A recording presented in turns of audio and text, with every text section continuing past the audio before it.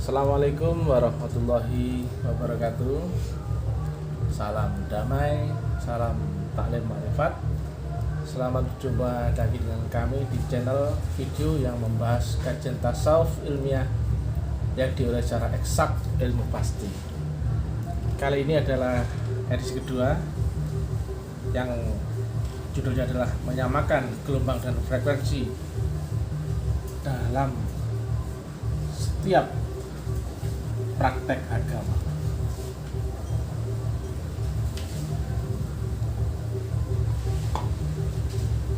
Di dalam semua agama kita pasti akan tahu bahwa ada dua kiblat. Dari semua rasul akan selalu demikian. Yang pertama adalah kiblat jasmani yang semuanya menghadap kepada simbol.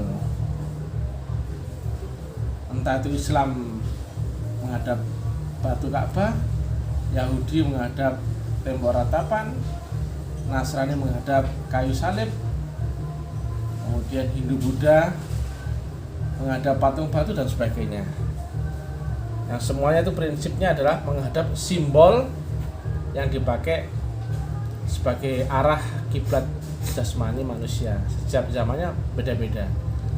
Tetapi, yang ini dari sisi rohani ternyata semuanya jika ditarik kesimpulan adalah selalu menghadap guru rohaninya. Nah, sedangkan di setiap agama itu selalu ada rasul, maka di setiap agama akan diajarkan rasulnya masing-masing untuk teknik menyamakan frekuensi dan gelombang antara umat atau murid kepada rasul atau gurunya masing-masing di setiap zaman. Karena apa? Pada diri rasul itu ada utusan atau ada tali penghubung atau penghantar yang mana kita bisa berinteraksi berhubungan dengan Allah Ta'ala di alam yang maha rahasia. Di dalam Nasrani disampaikan pada 11 atau 2 rasul-rasul utamanya itu atau murid utamanya Nabi Isa. Ini adalah zaman makan terakhir.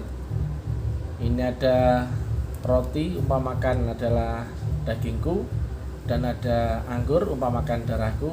Ayo makan kita sama-sama. Satukan spiritmu dengan spiritku. Satukan gelombangmu dengan gelombangku atau frekuensimu dengan frekuensiku. Nah, di dalam Islam sendiri kita pasti akan sering mendengar ini wajhatu wajhiyah lillazi fatarus samawati wal ard. Artinya apa?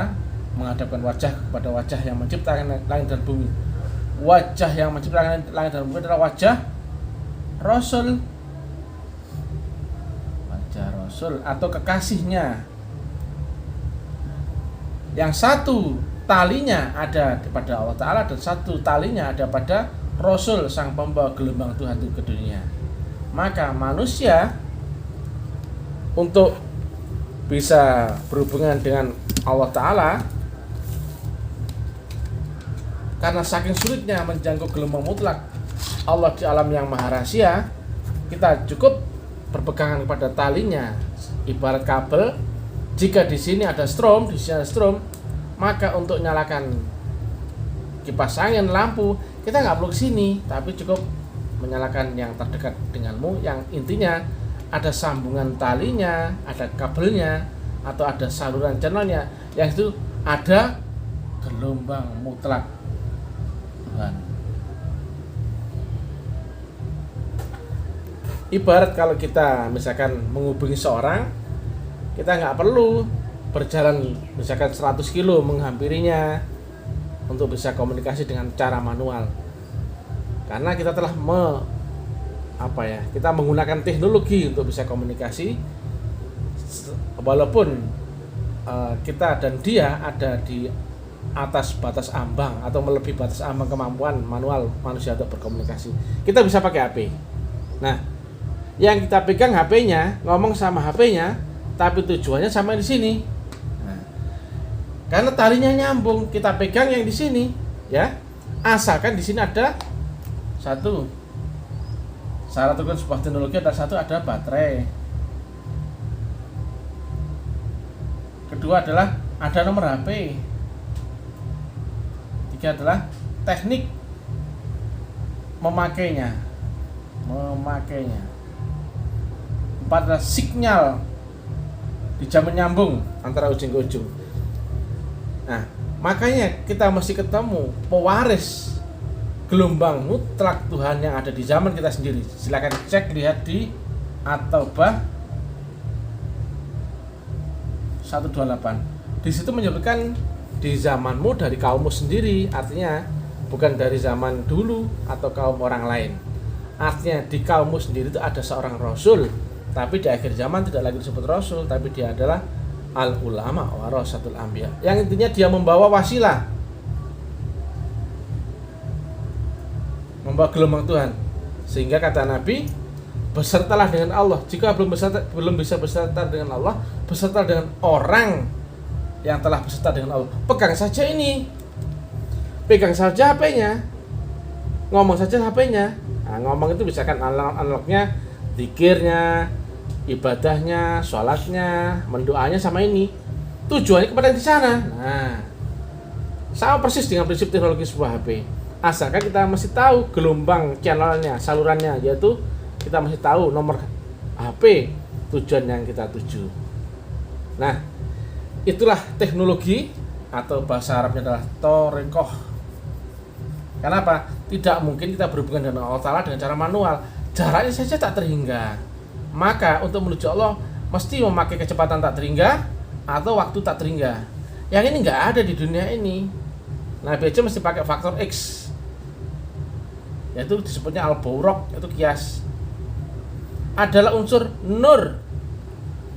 Coba silakan lihat di Asy-Syura 52.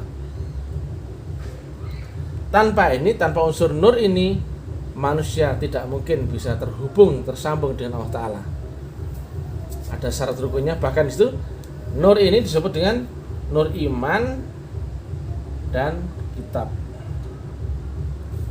Jadi alat untuk berkomunikasi atau cut reader atau membaca gelombang mutlak mesti pakai unsur yang sama yang turun dari sisi Allah Ta'ala. Itulah kenapa orang mesti baiat. Kenapa? Tanpa faktor ini nggak mungkin orang punya gelombang ultra. Stasioner manusia hanya alat di alam akal. Maka ini adalah gelombang di atasnya alam akal, yang alatnya itu disebut Nabi sebagai ruh. Itu gelombangnya ada di atas akal. Misalkan akal itu antara 0 sampai 100. Nah, ruh berarti 101 up. Nah, jadi di sini masih dunia. Di sini masih akal. Tapi kalau di atasnya akal itu barulah ruh.